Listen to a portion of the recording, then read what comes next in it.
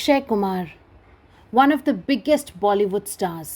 खान्स के बाद अगर पिछले 3 डेकेड्स में किसी ने सबसे ज़्यादा हिट फिल्में दी हैं तो वो है one and only Akshay Kumar. पर ऐसा क्या है जो कभी भी उन्हें टॉप 3 में आने नहीं देता? खिलाड़ी ने इतनी सारी हिट्स, सुपर हिट्स तो दी हैं, पर आज तक एक भी ऑल टाइम ब्लॉकबस्टर क्यों नहीं दी? सवाल तो ये भी बनता है कि पिछले 3-4 साल से Akshay back to back flops ही क्यों दे रहे हैं। अभी 2019 की बात है, जब उन्हें मिनी बॉलीवुड कहा जाता था, जब एक साल में उन्होंने 3 200 ग्रॉसर्स दी थी। एक फिल्म केसरी भी बस थोड़े ही पीछे थी और उसने भी 150 करोड़ से ऊपर का बिजनेस किया था। मगर एकदम वक्त और जज्बात इतने कैसे बदल गए? रीजंस काफ़ी हैं और इन पे काम करना भी ज़रूरी है if Akki wants to make a strong comeback. तो उनके लिए ये वीडियो बहुत ज़रूरी है। वैसे अक्षय का बैक टू बैक फ्लॉप से कोई नया नाता नहीं है। ऐसा पहले कई बार हुआ है और हर बार उन्होंने बड़े अच्छे तरीके से कम बैक किया है। मगर इस बार कम बैक इसलिए नहीं हो पा रहा क्योंकि इट सीम्स अक्षय अपनी ज़िद पे अड़े हैं। सबसे पहले तो एक बात जो अक्षय को हर कोई कहता है कि वो साल में 4 फिल्में बनाते हैं, which is working against him. अब बात सही है, पर अक्षय का इस पे अपना पॉइंट ऑफ व्यू है। उनको लगता है कि लोग उनको काम करने से मना करते हैं। तो as a fan, let me explain it in a better way for you, Akshay sir. Nobody wants you to stop doing 4 films a year. Do a film every month. But you're a big star who takes crores and crores of rupees for a film. Most of the times your film's budget gets inflated because of it. अब आपने एक उम्र industry में बिताई है because you have always been a producer and directors actor. आपने हमेशा assure किया है कि आपकी फिल्म में फिल्म मेकर्स को नुकसान ना हो। बट रिसेंटली ऐसा नहीं है। पोस्ट 2019 दुनिया एकदम से चेंज हो गई है। People want to see something special in cinemas. A big film should look like a big film. जब आप एक बड़ी फिल्म बनाते हो ना, तो आप फीस तो स्टार वाली लेते हो और काम एक एक्टर जितना करते हो। You are right when you say that you complete your work in 8 hours and complete a film in 3 months। But sir, ये तो एक 10 to 15 करोड़ लेने वाला एक्टर भी करता है जिसकी फिल्म से बॉक्स ऑफिस पे कोई खास एक्सपेक्टेशंस नहीं होती। When you take more than 100 crores or even 150 crores for doing a single film, don't you think your responsibility is much more than just acting and being the face value of the film? Don't you think आपको star के जैसे लगना चाहिए?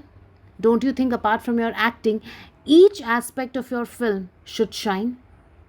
आपको ध्यान रखना चाहिए कि आपकी फिल्म के प्रोडक्शन वैल्यूज़ कैसे हैं, म्यूज़िक कैसा है, मार्केटिंग स्ट्रैटेजी कैसी है, रिलीज सही डेट पे हो रही है या नहीं, उसके आगे पीछे कौन सी फिल्में हैं, कितनी स्क्रीन्स मिल रही हैं आपकी फिल्म को। आप एक्टिंग करके निकल जाते हो और पीछे फिल्म फ्लॉप हो जाती है और आप 4 फिल्में और अनाउंस कर देते हो, which never excites anybody. Coming back to the point of doing multiple films in a year, you can do it if you think you can do justice to every film considering the expectations. आपको कोई काम करने से नहीं रोक रहा, पर as a star आपका क्वांटिटी के साथ साथ क्वालिटी पे भी फोकस होना चाहिए। आपकी पिछली 3-4 साल में जितनी फिल्में आई हैं, सूर्यवंशी एंड OMG 2 को छोड़कर एक भी नहीं चली।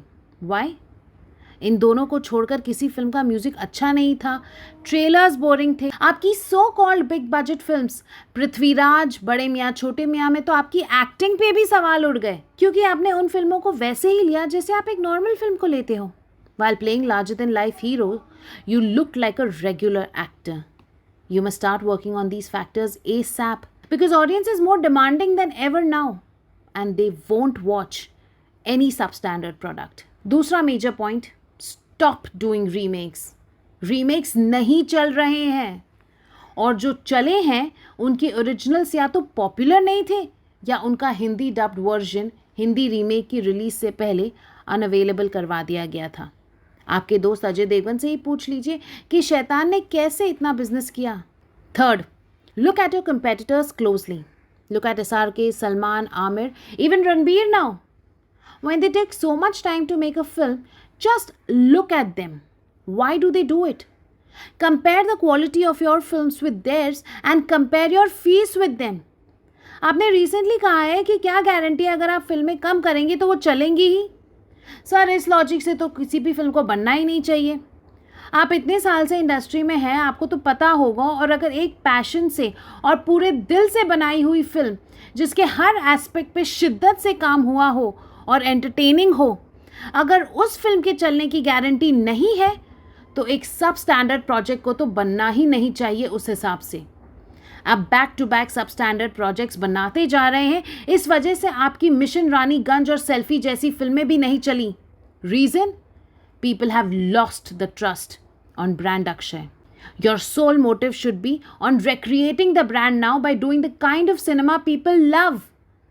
Work consistently but make sure the quality of your films meet the expectations. If you can't do this, then market will soon force you to take smaller roles and you will lose the star power. You may want producers to pay you hundreds of crores, but if your films continue to flop, you won't get that for a long period of time. Because young actors तो आगे बढ़ ही रहे हैं, and if they are available in lesser money, then why won't producers take them? You are the one who's giving them your place. You're a khiladi. We are your fans. We want you to be a khiladi, not an anadi. If you're an Akshay fan and agree with our opinion, do share it and subscribe to our channel Glamour Alert for more updates.